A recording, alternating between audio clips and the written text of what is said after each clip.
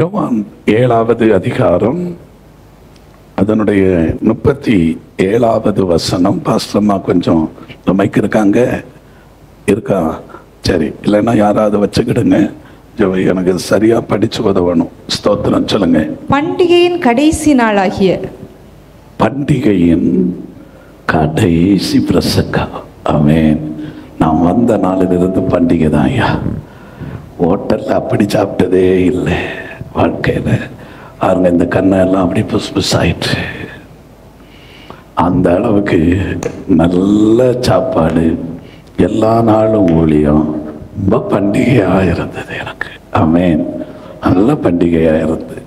அப்படி பண்டிகையின் இன்றைக்கு பிரதான நாளிலே இயேசு நின்று சத்தமிட்டு சத்தம் இட்டார். இயேசு சத்தமிட்டார். இயேசு சத்தம். எத்தனை பேர் கேட்கணும்னு வந்திருக்கிறீங்க? ஆமென். இயேசு சத்தமிட்டு சொல்லுகிறார், தாகமாயிருந்தால் ஒருவன் தாகமாயிருந்தால், யாராவது ஒருத்தர் தாகமாயிருந்தால் என்னிடத்தில் வந்து பானம் பண்ண கடவன். அல்லேலூயா, அல்லேலூயா. யாருக்கெல்லாம் இன்றைக்கு தாகம் இருக்கிறதோ எல்லாரும் இன்றைக்கு வந்து பானம் பண்ண கடவீர்கள். இன்றைக்கு ஆண்டவர் ஒரு பானம் கொடுக்க போறார். ஆமென். என்னாச்சு? விசில் அடிக்கிறதுக்கு சில பாஸ்டருக்கெல்லாம் இதுவா? சில பாஸ்டருக்கெல்லாம் யாராவது விசில் அடிக்கணும், ஊழ விடணும் அப்படின்னா அவங்களுக்கு அபிஷேகம். எனக்கு பாருங்க, மைக்கே ஊழ விடுது. எனக்கு ரொம்ப சந்தோஷம். அல்லேலூயா. சரி, எப்படியும் ஆண்டவர் சொல்றாரு, ஒரு இருந்தால் அவன் என்ன செய்யணுமா? என்னிடத்தில் வந்து பானம் பண்ண கடவன். ஆமென். தாகமா இருந்தா பிஸ்லரி வாங்கணும். தாகமா இருந்தா இங்க உள்ள நல்ல மினரல் வாட்டர் வாங்கணும். அது கேனில் வாங்கி நல்லா குடிக்கணும். ஆனா இயேசு சொல்லுறார், ஒருவன் தாகமாயிருந்தால் என்னிடத்தில் வந்து ஆமென் பானம் பண்ண கடவன். இன்றைக்கு ஆண்டவர் ஒரு பானத்தை உங்களுக்கு தருவார். ஆமென். அவர் சொன்னார், இது மெய்யான பானமாய் இருக்கிறது. அவருடைய மெய்யான பானம் ரத்தம். ஆமென். இந்த ரத்தத்தின் வல்லமை இன்றைக்கு உங்களுக்குள்ள இறங்கி வரும். ஆண்டவருடைய ரத்தம் ஒரு மனிதனுக்குள்ள இருக்கிறது என்றால் அந்த மனிதனுடைய வாழ்க்கை மாறும். நான் மரணப்படுக்கையில் இருக்கும்போது, எல்லா மருத்துவர்களும் கைவிடப்பட்டிருக்கும் போது, மரணம் நெருங்கி கொண்டிருக்கும் போது ஆண்டவரிடத்துல ஜெபம் பண்ணினேன். ஆண்டவரே, இன்று இரவோடு என்னுடைய உயிர் பிரியும், என்னால தாங்க முடியல தகப்பனே, என்னை பூரணப்படுத்தி எடுத்துக்கொள்ளும். அப்படி நான் ஜெபித்துக் கொண்டிருக்கும் போது தத்ரூபமாய் இயேசு கல்வாரியில் எனக்கு காட்சி கொடுத்தார். இந்த ஒளி உள்ள அந்த மேகத்துல வந்தார். அவர் எனக்கு காட்சியை கொடுக்கிறார். என் கண்ணு திறந்திருக்குது. கல்வாரியில் இருந்த ரத்தம் அப்படியே என் தலை மேல விழுது. அந்த அக்கினி நதியா எனக்குள்ள ஓடினது. அந்நிமிடமே நான் ஆரோக்கியமானேன். சொல்லுங்க, ரத்தத்தால. இது எனக்கு நடந்தது, உங்களுக்கு நடக்காதுன்னு இல்லை. அவர் கிருபை என்றும் உள்ளது, உங்களுக்கு நடக்கும். ஆமென். இந்த பிரசங்கம் பண்ணி கொண்டிருக்கும் போது அது உங்களுக்கு நடக்கும். உங்களுக்குள்ள ஒரு இன்னர் ஹீலிங், உங்களுக்குள்ளே ஆவியிலே, ஆத்மாவிலே, சரீரத்திலே ஒரு பெரிய விடுதலையை கர்த்தர் கொடுக்க போகுது. வசனத்தை கேட்டுக்கொண்டிருக்கும் போதே பரிசுத்த ஆவியானவர் உங்களுக்குள்ளே இறங்கி வருவார். பேதுரு பிரசங்கம் பண்ணுகிறான். வசனத்தை கேட்ட யாவர் மேலும் இந்த அறை முழுவதிலும் கர்த்தருடைய அபிஷேகம். பாருங்க, இந்த ஒமான்ல இருக்கிற இந்த எங்கிலும் இருக்கிற எல்லா சபைகளிலும் இன்றிலிருந்து ஒரு மாற்றம் உண்டாகும். ஆமென். ஆண்டவர் சொல்லுகிறார், ஒருவன் தாகமாயிருந்தால் அவன் என்னிடத்துல வந்து பானம் பண்ண கடவன். அடுத்தவர் சொல்றாரு பாருங்க, அவர் சொல்றாரு, வாசிங்க. வேத வாக்கியம் சொல்லுகிறபடி. என்ன சொல்லுகிறது வேத வாக்கியம்? ஏசாயா 55ஆம் அதிகாரம் 1, 2 ஆகிய வசனத்தை வாசிக்க கேட்போமா? ஓ தாகமாய் இருக்கிறவர்களே, தாகமாய் இருக்கிறவர்களே நீங்கள் எல்லாரும் சென்றவரைபடி எல்லாரும் தண்ணீர்கள் அண்டைக்கு வாருங்கள். தண்ணீர்கள் அண்டைக்கு வாருங்கள். பணம் இல்லாதவர்கள், பணம் இல்லாதவர்களே நீங்கள் வந்து. பணம் இல்லாம எங்க தண்ணி வாங்கி குடிக்கிறது? ஆனா ஆண்டவர் சொல்றாரு, பணம் இல்லாதவர்களே நீங்கள் வந்து வந்து வாங்கி சாப்பிடுங்க. வாங்கி சாப்பிடுங்க. பணம் வேண்டாம், சாப்பிடுங்க. நீங்கள் வந்து பணமும் இன்றி விலையும் இன்றி திராட்சை ரசம் திராட்சை ரசம், இயேசுவின் ரத்தம், பால், அவருடைய களங்கமில்லாத திருவசனமான ஞான பால். வாசிக்கணும், வேகமா வாசிக்கணும். நீங்கள் அப்பமில்லாததற்காக பணத்தையும் திருப்தி செய்யாத பொருளுக்காக உங்க பிரயாசத்தையும் செலவழிப்பானே. நீங்கள் எனக்கு கவனமாய் கர்த்தருக்கு செவி கொடுத்து நலமானதை சாப்பிடுங்கள். சீக்கிரமா இப்ப எல்லாம் சாப்பிட்டுட்டே இருக்கிறீங்க. நல்ல சாப்பாடு, நலமானதை சாப்பிடுங்க. அப்பொழுது உங்கள் ஆத்துமா கொழுப்பான பதார்த்தத்தினால் ஆத்மாவுல கொழுப்பு இல்லைன்னு அம்போன்னு போச்சு. பிரியமானவரே, 3 யோவான் 1 பிரியமானவனே, உன் ஆத்மா வாழ்வது போல நீ எல்லாவற்றிலும். இப்படி 2 கையை உயர்த்தி சொல்லுங்க. மடியில இருக்கிற பைபிள் கீழே விழாம பக்கத்துல சேர்ல வச்சுக்கிடுங்க. அதுக்கப்புறமா எடுத்துக்கிடுங்க. இப்படியே சொல்லுங்க, எல்லாவற்றையும். எப்படி வாழுவீங்களா? ஆத்மா வாழ்வது போல் சொல்லுங்க. இன்னைக்கு உங்க ஆத்மா வாழும். நீங்க எல்லாவற்றிலும் வாழும். நான் அதிகமா பிரசங்கம் பண்ணும்போது அந்நிய பாஷை பேசுவது இல்லை. நான் தனியாக மணிக்கணக்காக ஆண்டவரோடு உறவாடும் போது நான் அதிகமாக அந்நிய பாஷை பேசுவேன். ஆனால் சபையில நான் அதிகமா பேசுறது இல்லை. அதனால அந்நிய பாஷை பேசக்கூடாது என்று இல்லை. அந்நிய பாஷை இல்லாதவர்களும் நீங்க வேதத்துல 1 கொரிந்தியர் 12-13 ஆகிய 2 அதிகாரங்களை வீட்டுல போய் படிங்க. அந்நிய பாஷை ஒரு வரம். ஆமேன் சொல்லுங்களேன். ஒவ்வொருத்தருக்கும் ஒரு வரம். ஆமேன் சொல்லுங்களேன். அந்நிய பாஷை விரும்புங்கள். அந்நிய பாஷை பேச நாடுங்கள். அதை மனிதனோடு பேசாம தேவனோடு பேசுறீங்க. அந்நிய பாஷை அடையாளம் மகா மேன்மையானது. அது தேவனோட ரகசியம் பேசும்போது பிசாசு தலையை பிச்சுட்டு ஓடிடுவான். ஆமேன். சரி, பிரியமானவனே, 3 யோவான் 2 பிரியமானவனே, உன் ஆத்துமா வாழ்வது போல நீ எல்லாவற்றிலும் வாழ்ந்து சுகமாயது. இது தீர்க்க தரிசனம். இந்த எத்தனை பேர் இதை ஏற்றுக்கொள்றீங்களே? ஆத்துமா வாழ போது இந்த ஆத்துமாவுக்கான போஜனம் அதுதான் ஆண்டவராகிய இயேசு கிறிஸ்துவனுடைய சரீரமும் ரத்தமும். அது ஆண்டவர் உங்களுக்கு தந்திருக்கிறார். இனி எல்லா ஞாயிற்றுக்கிழமை நீங்க அதை பெற்றுக்கொள்ளணும். அதுக்காக எனக்கு வர முடியாது என்றெல்லாம் அப்படி நீங்க அல்லல் தட்டக்கூடாது. எந்த அளவுக்கு ஆண்டவருடைய சரீரத்தை ரத்தத்தை புசிக்கிறீங்களோ உங்க ஆத்மா வாழும்.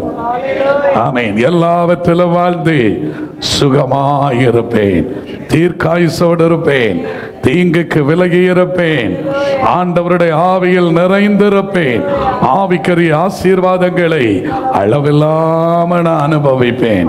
அதைத்தான் கர்த்தர் சொல்லுகிறார். இந்த இடத்துல அடுத்து என்ன சொல்லுகிறார் பாருங்கள். இதை யோவான் சுவிசேஷம் 7 அதிகாரம் 38 ஆண்டவர் சொல்லுகிறார், என்னிடத்தில் விசுவாசமாய் இருக்கிறவன் எவனோ, என்னிடத்தில் விசுவாசமாய் இருக்கிறவன். அது பத்தி வேத வாக்கியம். ஆமா, வேத வாக்கியம் சொல்லுகிறபடி சொல்லுங்க. வேத வாக்கியம் சொல்லுகிறபடி. ஆமேன். இன்றைக்கு எல்லாரும் சொல்லுங்க, வசனத்தின்படி இன்றைக்கு எனக்கு ஒரு அற்புதம் நடக்கும். வார்த்தையின்படி எனக்கு இன்றைக்கு அதிசயம் நடக்கும். இன்றைக்கு உண்மையிலேயே நீங்க பாக்கியவான்கள். ஆமேன் சொல்லுங்க. எல்லாரையும் கர்த்தர் ஆசீர்வதிக்க போகிறார். உங்க சந்ததிகளை ஆசீர்வதிக்க போகிறார். உங்க சந்தானத்தை ஆசீர்வதிக்க போகிறார். இந்த வசனத்தை பாஸ்டர்மா படிங்க. வேத வாக்கியம் சொல்லுகிற வேத வாக்கியம் சொல்லுகிறபடி என்னிடத்தில் விசுவாசமாய் இருக்கிறவன் எவனோ என்னிடத்தில் விசுவாசமாய் இருக்கிறவன் எவனோ அவன் உள்ளத்திலிருந்து சொல்லுங்க, என் உள்ளத்திலிருந்து ஜீவ தண்ணீர் உள்ள ஜீவ தண்ணீர் உள்ள நதிகள் ஓடும் என்றார். தாகமா இருக்கிறவங்க வந்து தண்ணியை குடிச்சு தாகத்தை தீக்கணும் அப்படி என்று சொல்லிவிட்டு சொல்றாரு. என்னிடத்துல விசுவாசமாய் இருக்கிறவனுடைய உள்ளத்திலிருந்து என்ன நதிகள் ஓடுமா? சொல்லுங்க, ஜீவ, சொல்லுங்க, ஜீவ தண்ணீர் உள்ள நதிகள் ஓடும். அது போகிற இடமெல்லாம் ஆரோக்கியம். ஆமேன். இன்னைக்கு உங்களிடத்தில் இருந்து ஒரு சந்தோஷ நதி புறப்படும். ஆமேன், ஆமேன், அல்லேலூயா, அல்லேலூயா. ஒரு சந்ததியின் சமாதானம் நதி போல இருக்கும். சொல்லுங்க, என் பிள்ளைகளுடைய சமாதானம், சமாதானம் நதி போல இருக்கு. இப்ப எங்க சமாதானம், எங்க நிம்மதி, எங்கும் வேதனை, எங்கும் பிரச்சனை, எங்கும் பிரிவினை, எங்க நிம்மதி கேடு. இன்றைக்கு பரிசுத்த ஆவியானவர் திருவிழம் பற்றுகிறார். இங்க இருக்கும் போதுதான் இதை எனக்கு கர்த்தர் சொன்னார். ஆண்டவர் சொல்றார், உன் சந்ததியின் சமாதானம் பெரிதாயிருக்கும். அல்லேலூயா. சந்ததியினுடைய சமாதானம் ஒரு நதி போல இருக்கும். சமாதான நதி உங்க குடும்பத்துல ஓடும். ஆண்டவர் சொல்றார், என்னிடத்தில் விசுவாசமாய் இருக்கிறவனுடைய உள்ளத்திலிருந்து சாதா தண்ணி இல்ல, கலங்கின தண்ணி இல்ல, மழை தண்ணி இல்ல, ஐஸ்வர்ய வருகிற தண்ணி இல்ல, சொல்லுங்க, தண்ணீர் உள்ள நதிகள் ஓடும். உங்க உள்ளத்துல ஒரு விசாலம் வருங்க, உங்க இருதயம் அப்படி திறக்கும். பாருங்க, ஒன்றுக்கு உதவாத என்னுடைய இருதயத்தில் அப்படி ஒரு திறப்பு வந்தது. எனக்கு உலக அளவில் உலகம் எங்கும் ஊழியம் செய்யணும் அப்படிங்கிற ஒரு திறப்பை கர்த்தர் தந்தார். அல்லேலூயா, அல்லேலூயா. ஒரு உண்மையான காரியத்தை சொல்லட்டுமா உங்களுக்கு சந்தோஷத்துக்கு? நான் முடிஞ்ச அந்த வீடியோவை நான் போட்டு காட்டுறேன். அந்த இதை இங்கே போட முடியாதுன்னு நினைக்கிறேன், இல்லைன்னா நான் அதை காண்பிருக்கிறேன். நான் எங்களுக்கு ஆண்டவர் ஒரு சபை கட்டி தந்தாருன்னு சொன்னோம் பார்த்தீங்களா? இந்த சர்ச்சை நீங்கள் பார்த்தீங்கன்னா இப்போ தான் அனுப்பி விட்டுருக்குறாங்க, என் பையன் அனுப்பியிருக்கிறாங்க. நான் அதெல்லாம் அங்கே காட்டுறதில்ல. அந்த சர்ச்சில் கூரையை போடுறதுக்கு முன்னே இஸ்ரேலில் இருந்து ஒரு வித பாயிலை, அது ஒரு பாய் மாதிரி இருக்கும், அதை இம்போர்ட் பண்ணி முதல்ல அதை விரிச்சுக்கிட்டு அதுக்கு மேலே கேல்வேலியன் சீட் போடுறதுக்காக, ஏன்னா மழை சத்தம் கேட்காமலும் சூடு உள்ள வராமலும் இருக்கிறதுக்காக அப்படி செய்தோம். அப்படி செய்யும்போது முதல்ல அந்த பாயிலன் விரிக்கும் போது அதை விரிச்சுட்டு உடனே கேல்வேலியன் சீட், அந்த தகர சீட்டு, டாட்டா சீட் இந்த மாதிரி இருக்கும் இல்லையா, இந்த சீட்டை போடும். உங்களுக்கு தெரியும், சீட்டை போட்டு அப்படியே வர்றதில்ல. நைட் ஆனதும் அந்த பாயிலின் விரிக்கிற அளவுக்கு போடாம அந்த ஒரு குறிப்பிட்ட அளவுக்கு போட்டுட்டு அவங்க வேலைக்காரங்க இறங்கி போயிட்டாங்க. ஒரு தம்பிக்கு ஒரு ஆசை, எப்படியாவது இந்த சர்ச்சுக்கு மேலே ஏறி இந்த இதில் ஒன்று நடக்கணும் அப்படின்னு ஒரு ஆசைப்பட்டு ஒரு தம்பி ஏறிட்டார். அவர் ஏறி சர்ச்சில் மேலே போய் அந்த கூரையில் நடக்கிறத அவருக்கு ராத்திரி கண்ணு தெரியாமல் அவர் அந்த பாயிலில் சவுட்டினார். அப்படியே பொத்து அவர் தொங்கிட்டு நிற்கிறாரு. ராத்திரி 9 மணி. சத்தம் போடுறாரு, காப்பாத்துங்கன்னா யாரு காப்பாற்றேன்? கீழே பார்க்குறாரு, ஏறத்தாழ 35-40 அடி விழுந்தா கை காலு தலை மண்டை உடஞ்சி செத்துருவாரு. அடியே கையை பிடிச்சிட்டு, ஆண்டவரே என்னை காப்பாற்ற ஒருவரும் இல்லையான்னு சொல்லிட்டு கை களைச்சு போயிட்டு அவரால் மேலே ஏற முடியல. வாலிப தம்பி தான். அப்படியே கையை விட்டாரு பாருங்க, கையை விட்டாரு, இயேசுவேன்னு கையை விட்டார். அப்படி 2 கரம் வந்து அவர் அப்படியே தூக்கி அப்படியே கூரைக்கு மேலே கொண்டு நிறுத்தினது. மறுநாள் காலையில் பாஸ்டர், நீங்கள் வாங்க பாருங்க, நான் தான் இந்த இடத்துல 10 கீழே விழ வேண்டியவன். இப்படி ஒரு கரம் என்னை தூக்கினது, என்னை கரம் தூக்கி மேலே விட்டது. நான் உடனே மிஷினரியாக போகிறேன். ஆண்டவருடைய பிள்ளையே, நம்ம காலடி வச்சாலே அங்கே ஒரு அற்புதம் நடக்கும். ஆமேன். நம்ம தான் யாரையும் அபிஷேகம் பண்ணி போ அப்படின்னு சொல்ல வேண்டாம்.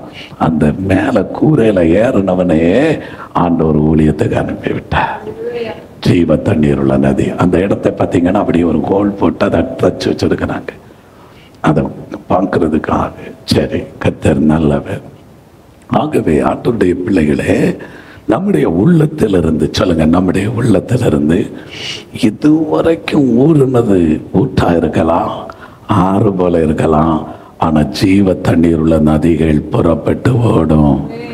அந்த ஏதேன் தோட்டத்துல 4 நதி ஓடிச்சு பார்த்தீங்களா? அதுல என்னென்ன விளைஞ்சது தெரியுமா உங்களுக்கு? அதே மாதிரி விளைச்சல் வரும்னு ஆண்டவர் சொல்றார். எத்தனை பேர் விசுவாசிக்கிறீங்க? எத்தனை பேர் விசுவாசிக்கிறீங்க? அப்படிப்பட்ட ஒரு நதியை கர்த்தர் இன்றைக்கு உங்க உள்ளத்துல ஓட பண்ணுவா. ஆமென். அந்த ஜீவ தண்ணீர் உள்ள நதிகள் இன்றைக்கு புறப்பட்டு ஓடும். ஆமென். அதனுடைய கரைகளில ஏராளமான விருட்சங்கள் வளரும். இந்த நதி போகிற இடமெல்லாம் ஆரோக்கியப்பட்ட பிராணிகள் பிழைக்கும். எங்க வாயிலிருந்து இந்த அந்நிய பாஷை பாருங்க, இந்த மேல் வீட்டறையில ஆண்டவர் அவங்களுக்கு நாவில் அக்கினியை வச்சாரு பாருங்க. அவங்க பேசின உடனே அங்க இருக்கிற சுத்த கிரிகள் சுட்டரிக்கப்படும், அசுத்தாமிகள் அழிக்கப்படும். ஏன்னா அக்கினிக்கு முன்பாக சத்தைகள் நிக்காது. நம்ம இந்த அக்கினியை நம்ம என்ன நினைக்கிறோம்னா, ஏசாயா நாவை தொட்ட அக்கினி நம்ம நாவை தொடும்போது, ஆமென், இன்றைக்கு அந்த அக்கினி அபிஷேக வல்லமை உங்க மேல இறங்கி வரும். ஆண்டவர் சொல்லுகிறார், என்னை விசுவாசிக்கிறவர்கள் அடைய போகிற ஆவியை குறித்து இப்படி சொன்னேன். அப்ப விசுவாசிக்கிறவங்க அடைகிற ஆவியில என்ன நடக்கும் தெரியுமா? என்ன நடக்கும் தெரியுமா? அநேக ஆசீர்வாத நதிகள் புறப்பட்டு வரும். ஆமென். விசுவாசிக்கிறீங்களா? உங்க உள்ளத்திலிருந்து அப்படிப்பட்ட நதி புறப்பட்டு ஓடும். சில நேரத்துல அக்கினி நதியா வந்துடும். சில நேரத்துல உங்க வாயிலிருந்து ஒரு வார்த்தை வந்து அப்படி தீர்க்க தரிசனமா கிரியை செய்யும். ஜனங்கள் விடுவிக்கப்படுவார்கள். ஜனங்களுடைய கட்டு உடையும். ஆண்டவர் அப்படிப்பட்ட கிரியைகளை இந்த நாட்களிலே கர்த்தர் செய்ய போகிறார். இந்த நம்ம கடைசியில இதை அனுபவிக்க போகிறோம். ஆமென் சொல்லுங்க. ஆண்டவரை விசுவாசத்தோடு நாங்க இன்றைக்கு என் உள்ளத்திலிருந்து ஜீவ தண்ணீர் உள்ள நதிகள் புறப்பட்டு ஓடும். தம்மை விசுவாசிக்கிறவர்கள் அடைய போகிற ஆவியை குறித்து இப்படி சொன்னார். யாரெல்லாம் விசுவாசிக்கிறீங்க? நான் கடந்த முறை பென்னி வீட்டுல இருக்கும்போது ஒரு பாடல் எழுதினேன். பெந்தைக்கோஸ்து நாளிலே சீஷர் ஒன்று சேர்ந்தனரே, வானம் திறந்து வல்லமை காற்று யாவர் மேலும் வீசியதே, ஆவியானவர் அனைவர் மேலும் அக்கினி நாவாய் அமர்ந்தாரே, பல பல பல பல பாஷைகள் பேசி கர்த்தரை துதித்து மகிழ்ந்தனர். அப்படின்னு ஒரு பாட்டு நல்லா ஹிட் ஆயிட்டு. இப்ப தொண்டை கொஞ்சம் பிரச்சனையா இருக்கு. ஆனா நேற்றுக்கு சதீஷ் பிரதருடைய வீட்டுல வச்சு ஒரு பாடலை கர்த்தர் தந்தார். அப்படி ஒரு பாடல். அது என்னன்னா, இந்த பரிசுத்த வேதாகமத்துல எத்தனை ஆகமங்கள், தண்டி ஏற்பாடு, அதிலிருந்து எத்தனை ஆகமங்கள் 66, எத்தனை அதிகாரங்கள், எத்தனை வசனங்கள், எத்தனை வார்த்தைகள், இதெல்லாவற்றையும் அப்படியே கோர்வையாக்கி ஒரு பாடல் எழுத கர்த்தர் உதவிச்சு. ஆமென். ஆண்டவருடைய பிள்ளைகளே, ஆண்டவர் நமக்கு என்ன செய்ய போறாருன்னா, இன்றைக்கு உங்களை ஒரு விசேஷித்த நதியினால நிரப்ப போறார். ஆமென். அல்லேலூயா. ஆமென். ஒரு ஆசீர்வாத மழை பெஞ்சா நதியில பெருக்கெடுத்து தண்ணி ஓடும். நீதியின் சூரியன் உதித்தா பனிமலை உருகும். ஆமென் சொல்லுங்க. அப்ப இன்னைக்கு 2 காரியம் நடக்கும். ஒரு ஆசீர்வாத மழை பொழியும். உங்க உள்ளத்துல ஜீவ தண்ணீர் உள்ள நதிகள் ஓடும். அது அநேகர் ஆசீர்வதிக்கப்படுவதற்கு எதுகரமா. ஏதோ நான் உங்களை உங்களை உற்சாகப்படுத்துவதற்காக இந்த வார்த்தையை சொல்லல. ஆண்டவருடைய ஆவியானவர் சொல்லுகிறார், இது நிறைவேறும். இன்றிலிருந்து அந்த மாற்றம் வரும். இதுவரை நீங்க அனுபவித்த துக்கம், இதுவரை அனுபவித்த இழப்புகள் எல்லாவற்றுக்கும் ஒரு மாற்றத்தை ஆண்டவர் தரப்போகிறார். சரி, இதை நம்ம கடைசியில திரும்ப கொண்டு வரும். அதுக்கு முன்ன காலையில ஆண்டவர் எனக்கு சொன்னதை உங்களுக்கு நான் சொல்ல விரும்புகிறேன். எரேமியா தீர்க்க தரிசன புஸ்தகம் எடுத்துக்கொள்ளுங்க. எரேமியா 15ஆம் அதிகாரம்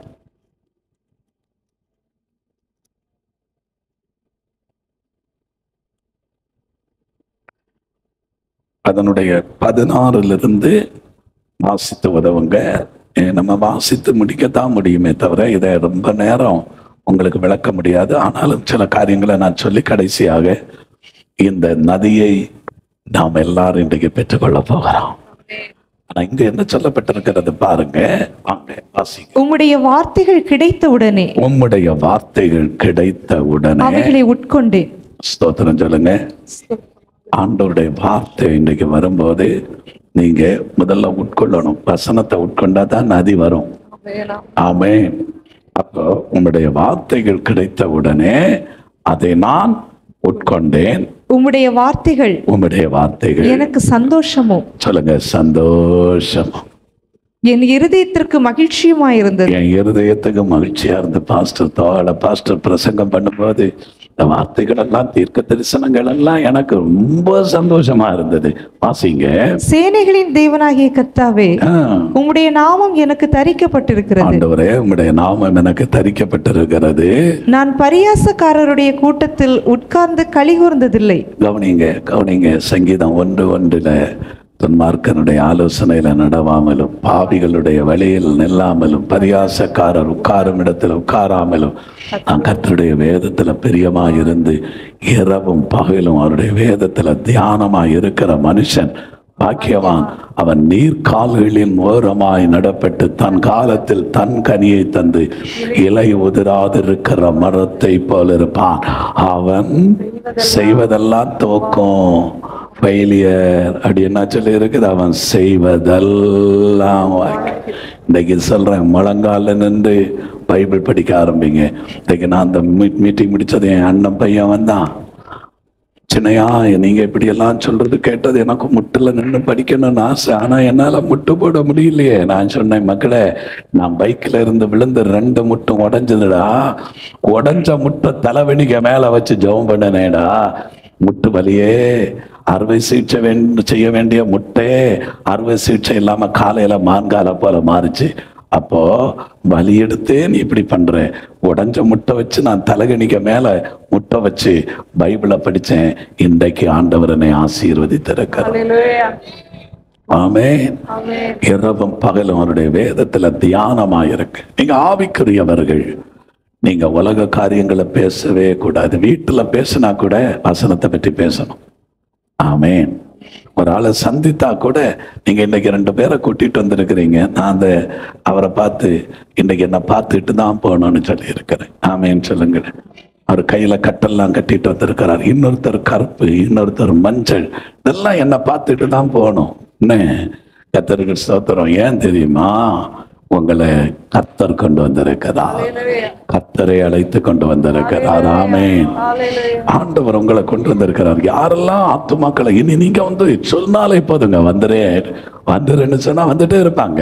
ஆமென். ஏன்னா உங்களுக்குள்ள ஒரு விசேஷித்த அபிஷேகம், ஒரு பின்மாறி மழை பெய்து அது நதியா வந்துட்டே இருக்குது.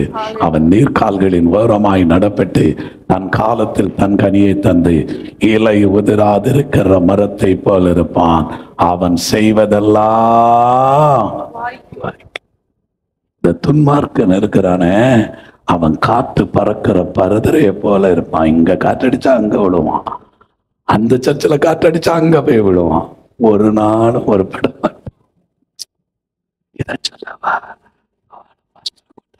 ஒருபட மாட்டான். நான் வேற என்ன சொல்லணும்? நீங்க கர்த்தரிலும் சத்துவத்தின் வல்லமையிலும் உறுதிப்படுங்கள். சபையில ஸ்திரப்படுங்கள். வேதம் சொல்லுகிறது, உம்மை உறுதியாய், ஏசாயா 26:3, உம்மை உறுதியாய் பற்றி கொள்ளுகிற மனதை உடையவன் உம்மையே உறுதியாய் பற்றி கொள்ளுகிறபடியால் நீர் அவனை பூரண சமாதானத்துடன் காத்துக் கொள்ளுகிறேன். நீங்க சபத்தாவது பிரச்சனை இல்லை. நானும் தாவி வந்தவன் தான். ஆனா வந்த இடம் ஆவிக்குரியதாக இருக்குமானா ஆவிக்குரிய சத்தியத்தை, வசனத்தை புரட்டாமல் சொல்லப்படுகிற இடத்துல நீங்க இருக்கிறீங்கன்னா கர்த்தர் ஏற்ற நேரத்துல உங்களை உயர்த்துவார். உங்களை அழைத்த ஊழியத்துக்கு பிரித்தெடுக்கிறது வரைக்கும் இருந்தே ஆகணும். ஆமென் சொல்லுங்க. அல்லேலூயா. நேரம் வரும், ஆண்டவர் உங்களை அப்படியே பிரித்தெடுப்பார். அது பெரிய ஆசீர்வாதமாய் மாறும். சரி, இங்க என்ன சொல்லப்பட்டிருக்கிறது பாருங்கள். நான் பரியாசக்காரருடைய கூட்டத்தில் உட்கார்ந்து களி கூர்ந்ததில்லை. அது களி கூர்ந்ததே இல்லை.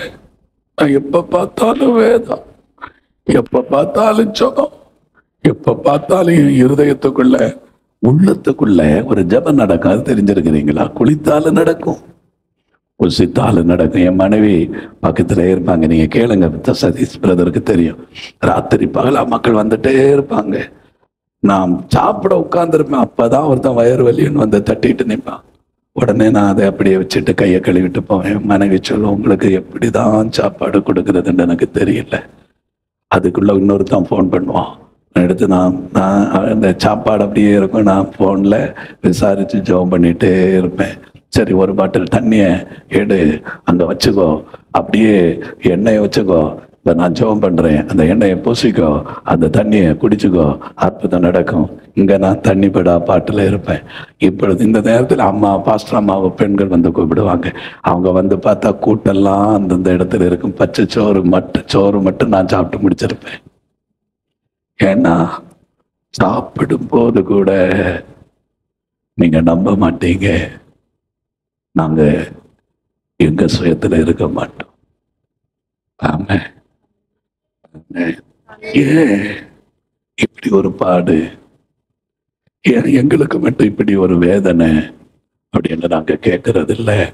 ஆண்டவரே, கர்த்தரே, எங்களுக்கு கொடுத்த இந்த காலத்துல என் கர்த்தருக்காக எதையாகிலும் நாங்க சாதிக்கணும். கோடிக்கணக்கான மக்கள் அழிவை நோக்கி ஓடிட்டு இருக்கிறாங்களே, அவர்களை எப்படியாகிலும் ஆண்டவருடைய சித்தம் செய்கிறவர்களாக மாற்றணும். சரி, பரியாசக்காரரோட நான் உட்கார்ந்தது இல்லை. வாசிங்க. உமது கரத்து நிமித்தம் தனித்து உட்கார்ந்தேன். உமது கரத்து நிமித்தம், நீர் என் மேல கரத்தை வச்சீங்களே, முற்புறத்திலும் பிற்புறத்தில் என்ன நெருக்கி வயம் கரத்தை வச்சீங்களே, உடைய ஆவிக்கு மறைவே எங்க போவேன்?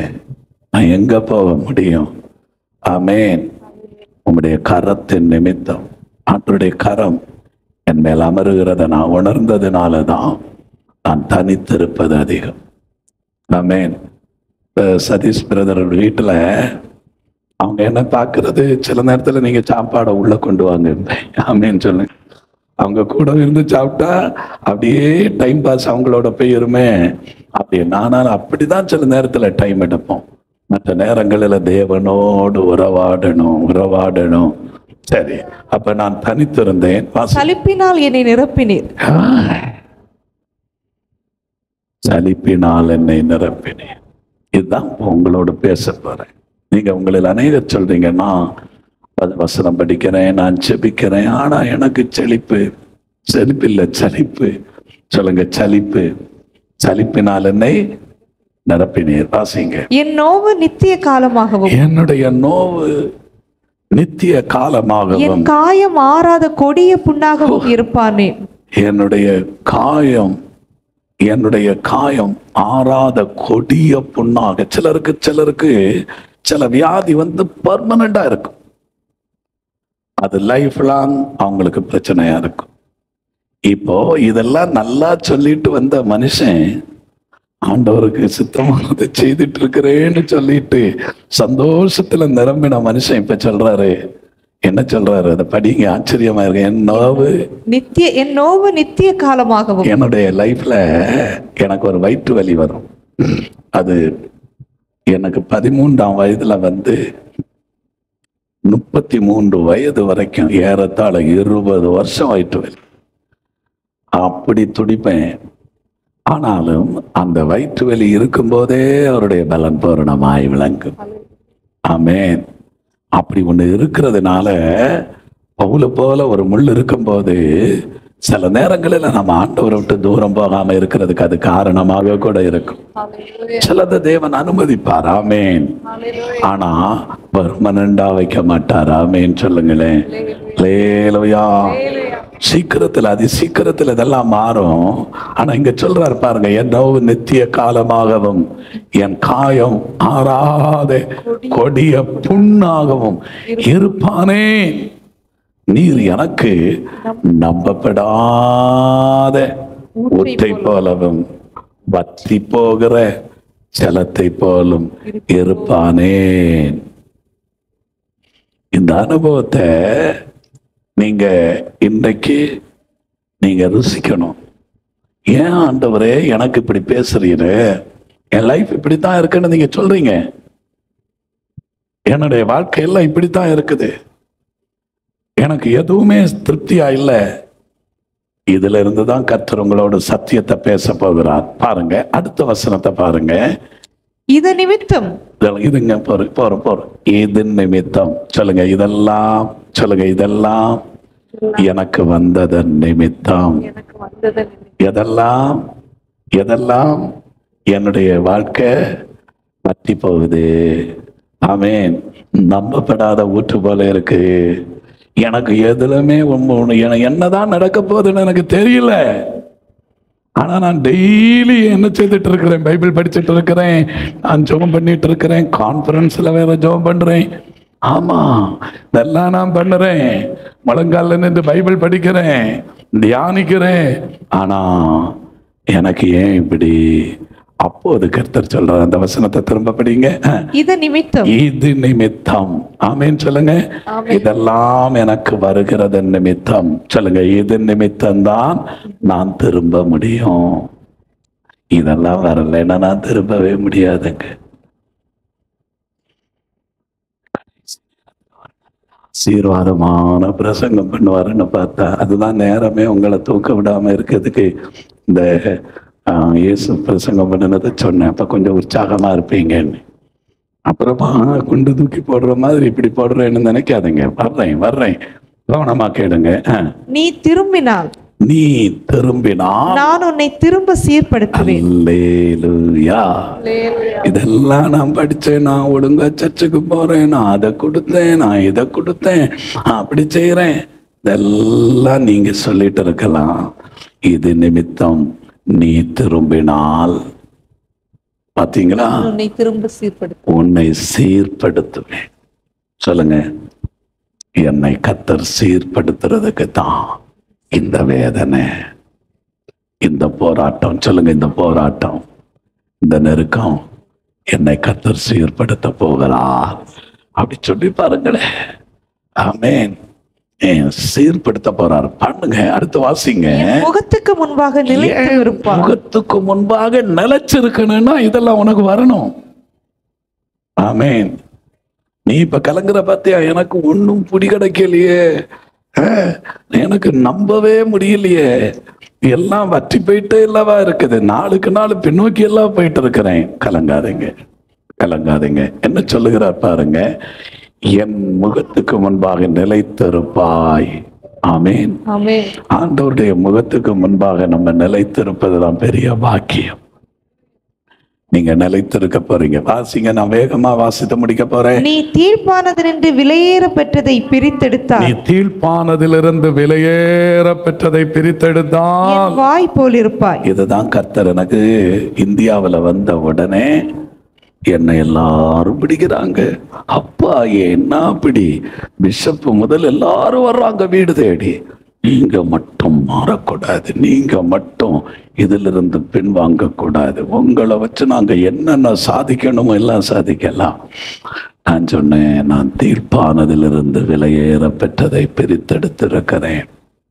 ஆமேன். நீ ஏன் வாய் போல் இருப்பாய்? வாழ்க்கையில இதை மட்டும் நீங்க புரிந்து கொள்ளணும். நம்முடைய வாழ்க்கையில நம்ம 1000 பேர் வந்து பின்னோக்கி இழுக்கும் போது நம்ம உறுதியா இருக்கிறதுக்காக கர்த்தர் பேசினார். இது எனக்காக பேசினதை உங்களுக்கு சொல்றேன். நீ தீர்ப்பானது என்று விலையேற பெற்றதை பிரித்தெடுத்தால் ஏன் வாய் போல் இருப்பாய்? இதெல்லாம் உங்களை உருக்கி, சொல்லுங்க, உருக்கி உருக்கி உருக்கி பொன்னை புடமிடுவது போல, வெள்ளியிலிருந்து களிம்பை நீக்குவது போல உங்களை உருக்கிட்டே இருக்கிறார் இப்ப ஆண்டவர். ஆமென். நீ தீழ்ப்பானதிலிருந்து விலையேற பெற்றதை பிரிச்செடுக்கிறார். ஆமென். என் வாய் போல இருப்பாய் மகனே. அதுக்கு என்ன அர்த்தம் தெரியுமா? நீ என் வாயா இருந்து கட்டளையிடுவாய். ஆண்டவர் மனிதனை மட்டும்தான் சாயலாக கையால படைச்சார், மற்றதையெல்லாம் வாயினால படைச்சார். ஆமென். உண்டாக கடவுளே சொல்லுங்க பாஸ்டருங்க, இந்த ஆசீர்வாதம் உண்டாக கடவுள். பெண்ணிக்கு இந்த ஆசீர்வாதம் உண்டாக. ஏன் வாய போல இருப்பாயா? அதுக்கு முன்னேதான் நம்ம நூடுல்ஸ் ஆனோமே. கொஞ்ச நேரமே தானே நம்ம எல்லாம் இப்படித்தானே லைஃப் இருக்குன்னு சொல்லிட்டு இருந்தோம். ஆனா இப்ப ஆண்டவர் சொல்றாரு, உன்னை அப்படி விட்டா சரியாகாது. நீ சொல்றது மாதிரி ஏன் எனக்கு இந்த பிரச்சனை, ஏன் எனக்கு இந்த வேதனை அப்படின்னு உன்னை விட முடியாது. இது நிமித்தம், ஸ்தோத்திரம் சொல்லுங்க, இது நிமித்தம் ஆண்டவரிடத்துல திரும்பினா ஆண்டவர் சொல்றாரு, ஏன் வாய் போல இருப்பாய். ஆமேன்னு சொல்லுங்க. வாய் போல இருப்பாய். வாழ்க்கையில இந்த வார்த்தை இங்கதான் முதல்ல நான் சொல்றேன். ஆமேன். வாய் போல இருப்பாய். யாருக்கு வாய் போல இருப்பாய்? என் வாய் போல இருப்பாய். அப்ப இதை பார்த்து கட்டப்படுன்னா கட்டப்படும், இதை பிடுங்கன்னா பிடுங்கும். ஆமேன். இத தண்டாயுதமாக்குறேன், உடைக்கிறேன்னா உடையும். தேசங்களை உடைக்கிறேன். அந்த அந்நிய கிரியைகளை வாயினால நீங்க சொல்ல சொல்ல அந்நிய கிரியைகள் அழியும். நீங்க வீடுகள்ல போய் வார்த்தைகளை சொல்லுவீங்க, இந்த வீட்டுக்கு இந்த ஆசீர்வாதம் வரட்டும், இது உருவாகட்டும். என் மனைவி எப்படி கற்பம் தரிச்சாங்கன்னு சொன்னதை மெர்லின் சிஸ்டர் போய் கூட வேலை பார்த்தவங்கள்ட்ட சொல்லி இருக்கிறாங்க. அவங்க சொன்னாங்களோ அதெல்லாம் நம்பவே முடியாது. அது எப்படி நடக்கும்? ஆண்டவருடைய வார்த்தைக்குள்ள வல்லமை இருக்குது. உருவாக்கும். மலடியை சந்தோஷமான பிள்ளை தாட்சியாக்கும். ஆமேன். நம்புறீங்களா? வாய் போல் இருப்பாய். வாய் போல் இருப்பாய் என்றால் அர்த்தம் என்ன? ஆண்டவர் வானத்தையும் பூமியையும் வார்த்தையால படைத்தார். அப்போ நம்முடைய வாயிலிருந்து புறப்படுகிற வார்த்தைகள் அநேக காரியங்களை உருவாக்கும். இன்றைக்கு அந்த அபிஷேகம் யாருக்கெல்லாம் வேணும்? நாங்களாவது இதை பெற்றுக்கொள்றதாவது அப்படின்னு நினைக்க கூடாது. இன்றைக்கு இதை எனக்கு கர்த்தர் தருவார். இந்த தேவன் எனக்கு இன்றைக்கு அதை தருவார். நீ தீர்ப்பானதிலிருந்து விலையேற பெற்றதை பிரித்தெடுத்தால் என் வாய் போல இருப்பாய். நீ அவர்களிடத்தில் திரும்பாமல் அவர்கள் உன்னிடத்தில் திரும்புவார்களாக என்று கர்த்தர் சொல்லுகிறார். சொல்லுங்க என்னோடு கூட, சொல்லுங்க என்னோடு கூட. ஒரு கோடி மக்கள் வருவாங்க. அப்படி வாயத்திறந்து சொல்லுங்களேன். அப்படி வருவாங்க பிள்ளைகளே.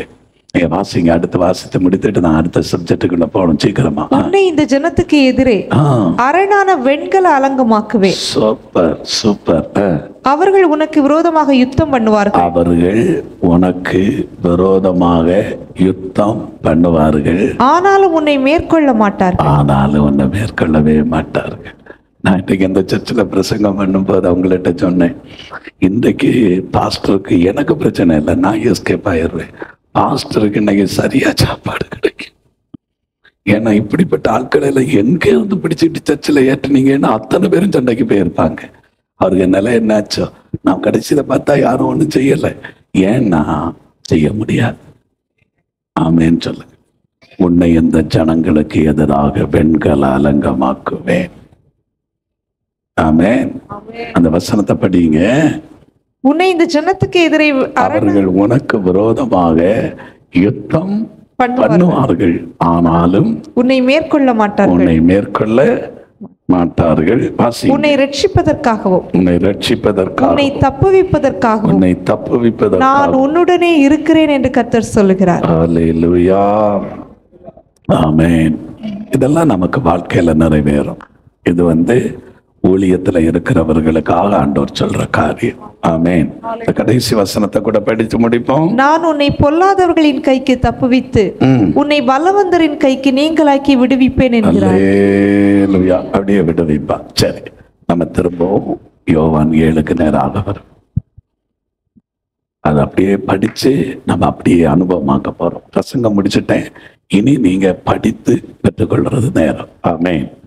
இது இனி எவ்வளவு நேரம் ஆண்டவர் உங்களை நடத்துறாரோ அவ்வளவு நேரம் நீங்க பெற்றுக்கொள்ள போறீங்க. வாசிங்க 7:37. பண்டிகையின் கடைசி நாளாகி பிரதான நாளிலே. சொல்லுங்க, இது ஒரு பிரதான நாள். ஐயோ அடுத்த நாள் நாங்க இங்கதான் இருக்க போறோம், இருக்குப்பீங்க. ஆனா இது பிரதான நாள். சொல்லுங்க, பண்டிகையின் கடைசி நாளாகிய பிரதான நாளிலே இயேசு நின்று சத்தமிட்டு ஒருவன் தாகமாயிருந்தால் என்னிடத்தில் வந்து பானம் பண்ண கடவன். ஆமென். அல்லேலூயா. என்னிடத்தில் வந்து பானம் பண்ண கடவன். வேத வாக்கியம் சொல்லுகிறபடி என்னிடத்தில் விசுவாசமாய் இருக்கிறவன்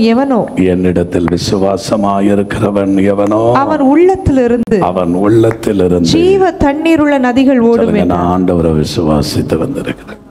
நான் முழு மனதோட விசுவாசிக்கிறேன். ஆமென். சொல்லுங்க, விசுவாசிங்க. விசுவாசம் மகா பரிசுத்தமானது. நீங்களோ பிரியமானவர்களே, உங்கள் மகா பரிசுத்தமான விசுவாசத்தின் மேல் உங்களை உறுதிப்படுத்தி கொண்டு பரிசுத்த ஆவிக்குள் ஜெபம் பண்ணுங்கள் என்று யோதாவின் புஸ்தகம் ஒரே அதிகாரம்தான், அதனுடைய 20 என்று நினைக்கிறேன். 20 என்று பாருங்க, 20 தானா? 20 என்று தான் நினைக்கிறேன். யோதா 1. நீங்களோ பிரியமானவர்களே, உங்கள் மகா பரிசுத்தமான விசுவாசத்தின் மேல் உங்களை உறுதிப்படுத்தி கொண்டு பரிசுத்த ஆவிக்குள் ஜெபம் பண்ணுங்க. எத்தனை பேர் விரும்புறீங்க? ஆண்டவர் சொல்லுகிறார், அதை விசுவாசிக்கிறவர்களுடைய உள்ளத்திலிருந்து ஜீவ தண்ணீர் உள்ள நதிகள் ஓடும். தம்மை விசுவாசிக்கிறவர்கள் அடைய போகிற ஆவியை குறித்து இப்படி சொன்னார். எல்லாரும் எழுப்பி நிற்பீங்களா? இனி உங்க நேரம். இந்த வசனத்தை எல்லாம் அப்படியே டிஸ்பிளே பண்ணுங்களே. அப்படியே இதை டிஸ்பிளே பண்ணுங்க. அந்த யோவான் 7வது அதிகாரம் அதனுடைய 38வது வசனத்தை அப்படியே வேத வாக்கியம் சொல்லுங்க. வேத வாக்கியம் சொல்லுகிறபடி என்னிடத்தில் விசுவாசமாயிருக்கிறவன் எவனோ அவன் உள்ளத்திலிருந்து ஜீவ தண்ணீருள்ள நதிகள் ஓடும். அடுத்த வசனத்தை கூட சேர்த்துப்படுங்க, 2 சேர்த்துப்படுங்க. 39, 38, 39 சேர்த்துப்படும் முடியுமா? ஆமா. வேத வாக்கியம் சொல்லுகிறபடி என்னிடத்தில் விசுவாசமாயிருக்கிறவன் எவனோ அவன் உள்ளத்திலிருந்து ஜீவ தண்ணீருள்ள நதிகள் ஓடும். தம்மை விசுவாசிக்கிறவர்கள் அடைய போகிற ஆவியை குறித்து இப்படி சொன்னார். எல்லாரும் அப்படியே கையை தூக்குங்க, கண்ணை மூடுங்க. இனி அதை வேண்டாம், அதை சும்மா போட்டு காட்டிட்டே இருக்க வேண்டாம். இனி உங்க நேரம். பிள்ளைகளே, கிரேஸ் டைம் 5 நிமிடம் முடிய போகுது. இந்த நேரத்துல நான் உங்களை வேற எதுவும் சொல்ல போறதில்லை. இந்த வசனத்தின்படி நான் கர்த்தரை விசுவாசிக்கிறேன். முழு மனதோட விசுவாசம் எனக்குள்ள இருந்து இன்றைக்கு ஒரு ஜீவ தண்ணீர் உள்ள நதி, ஜீவ தண்ணீரே, ஆவியானவரே. சொல்லுங்க, என்னென்ன பாடணுமா அப்படி பாடிக்கொள்ளுங்க. ஜீவ தண்ணீரே, ஆவியானவரே, இன்றைக்கு கர்த்தருடைய வல்லமை உங்களை நிரப்பும். நான் தொட போறதில்லை, நான் பிடிச்சு தள்ள போறதில்லை, நாங்க உங்க மேல கைய வைக்க போறதில்லை. கர்த்தருடைய கரம் உங்க மேல இறங்கி வரும். இது ஒரு முக்கியமான நேரம். எல்லாரையும் கர்த்தர் தம்முடைய அபிஷேகத்தால் நிரப்புகிற ஒரு நேரம். ஊழியத்துக்காக அநேகரை பிரித்தெடுக்கிற நேரம். உங்க குடும்பங்களை கர்த்தர் ஆசீர்வதிக்கிற நேரம். சபையில எழுப்புதல் உண்டாகிற நேரம். உங்க கட்டுகள் உடைகிற நேரம். உங்களுக்கு எதிரான போராட்டங்கள் தகருகிற நேரம். விட்டு கொடுங்க. வாயை திறந்து ஆண்டவரை விசுவாசிக்கிறவர்களுடைய உள்ளத்திலிருந்து ஜீவ தண்ணீருள்ள நதிகள் புறப்பட்டு ஓடும். இந்த சத்தம் போதாது. கரம் தட்டணும்னு விரும்புறவங்க கரம் தட்டலாம். சத்தம் எடுத்து ஜெபிக்க வேண்டும் என்று விரும்புகிறவங்க சத்தம் எடுத்து ஜெபிக்கலாம், சத்தம் எடுத்து ஜெபிக்கலாம். கர்த்தர் தம்முடைய வல்லமையை வெளிப்படுத்த விரும்புகிறார். கர்த்தர் தம்முடைய வல்லமையை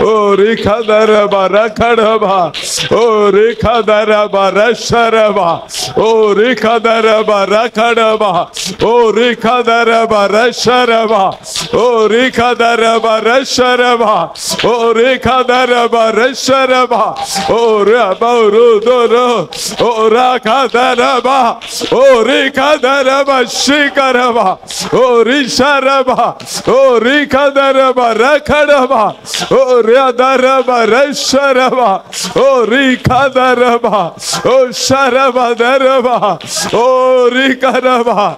ஜீவ நதிகள் புறப்படுவதாக, ஜீவ நதிகள் புறப்படுவதாக. ஓரி கதரபா ரஷரபா, ஓரி கதரபா ரகடபா, ஓ ஷரபா தரபா ரகடபா. ஆண்டவரே ஸ்தோத்திரம் ஆண்டவரே, ஓ ஸ்தோத்திரம் ஆண்டவரே.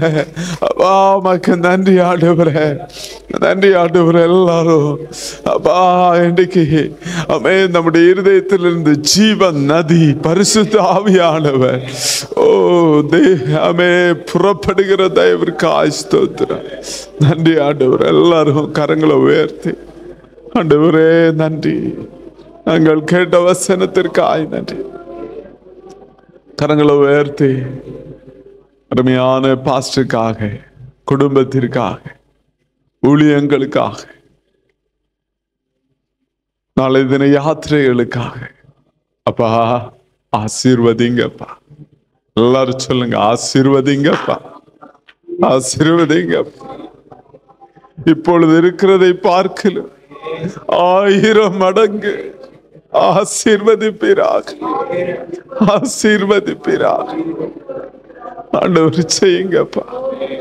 கர்த்தருடைய வல்லமை வெளிப்படுவதாக, அநேகருக்கு அடையாளமாய் வைப்பீராக. அநேகரை எழுப்பி விடுகிற ஒரு எலியாவை போல ஆண்டவரே கர்த்தர் வல்லமையாய் எடுத்து பயன்படுத்துவீராக, வல்லமையாய் எடுத்து பயன்படுத்துவீராக. வெகு தூர பிரயாணங்கள் ஆண்டவர் பலத்தால் நிரப்ப கர்த்தர் ஆசீர்வதிங்க. பெரிய காரியங்களை செய்ய நசரேயனாகிய இயேசு கிறிஸ்துவின் நாமத்தில் ஜெபிக்கிறோம். ஜெபங்களின் ஜீவனுள்ள நல்ல பிதாவே, ஆமென். என் ஆத்துமாவே கர்த்தரை ஸ்தோத்திரி, முழுவதுமே பரிசுத்தத்தை ஸ்தோத்திரி. ஆத்துமாவே கர்த்தரை ஸ்தோத்திரி, கர்த்தர் செய்த சகல உபகாரங்களையும் மறவாதே. ஆமென். பிதாவாகிய பாஸ்டர் ஆசீர்வாதம் சொல்லுவோமா? வேதத்தை மார்போடு அணைத்துக் கொள்ளுவோமா? எல்லாரும் அப்படியே சொல்லுவோமா?